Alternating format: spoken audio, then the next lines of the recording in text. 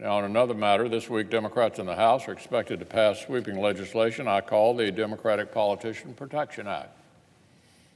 It aims to give Washington, D.C. vast new control over elections, give tax dollars to political campaigns, and give election lawyers more opportunities to determine the outcome of our elections. Today, I want to discuss how it would open up the bipartisan Federal Election Commission to a hostile partisan takeover. When Congress passed and amended the Federal Election Campaign Act after Watergate, the FEC was created as a 6-member body.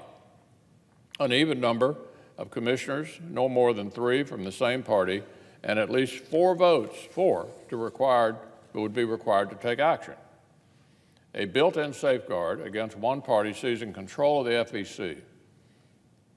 Well, House Democrats want to get rid of that. Their Democratic Politician Protection Act would cut the FEC to a 5-member body, 2 members from each party, and a nominal independent who, interestingly enough, would be handpicked by whoever the sitting president was. Now, people on both sides of the aisle used to see right through these kind of tricks. Back in 1976, Senator Alan Cranston, a California Democrat, who was, by the way, the #2 Democrat in the Senate, warned about this. He said the FEC has such potential for abuse in our democratic society that the president should not be given power over the commission. As recently as 2 years ago, an outgoing Democratic FEC commissioner, one of the most active and liberal regulators in the commission's history, said, quote, "I don't have a problem with the 3-3 split at the commission. It was established that way in order to ensure that there was not going to be a partisan effort to use investigations against one political party or another." But now, Democrats want to scrap the neutrality and bring on the partisan takeover. Democrats respond by saying this 5th member would have to be affiliated with neither the Republican nor Democratic Party. It'd have to be, quote, independent. Give me a break. Give me a break. One current commissioner is nominally an independent. Except the Washington Post reports this gentleman, quote, often votes with the Democrats. And he happens to be a longtime friend of former Majority Leader Harry Reid. He'd actually previously worked as an election lawyer for Senator Reid. This is the independent on the FEC now. He'd often worked as an election lawyer for Senator Reid to help ensure he won close elections. In fact, Senator Reid repeatedly slipped and characterized this gentleman as a Democratic nominee several times here on the floor. This is our current independent on the FEC. So I think we all know what kind of independent 5th commissioner a Democratic president would select. One who joined with other Democrats in championing the campaigns of the left while bringing waves of investigations, hearings, and subpoenas against their political opponents and punishing groups who dared disagree.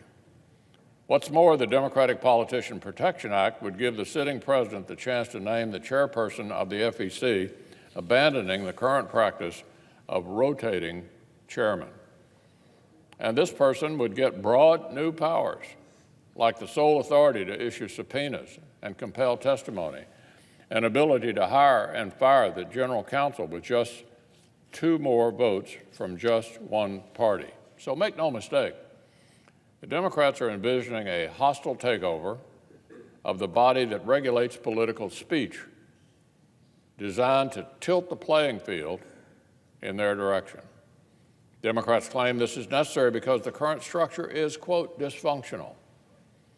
Well, let's look at some of the current dysfunction and where it's coming from. Let's look at the Democrat who currently serves as the FEC chair.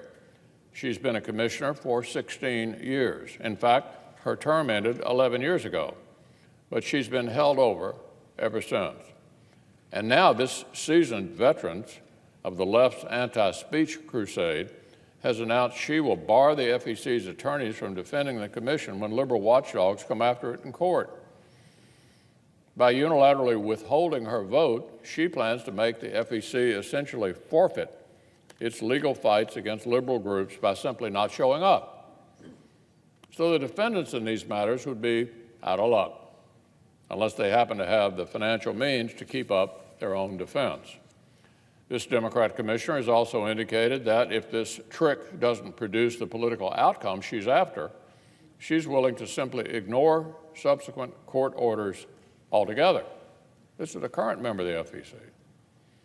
So House Democrats are lecturing about dysfunction at the FEC, but it is their ally who's now using her vote to tie the FEC's hands behind its back.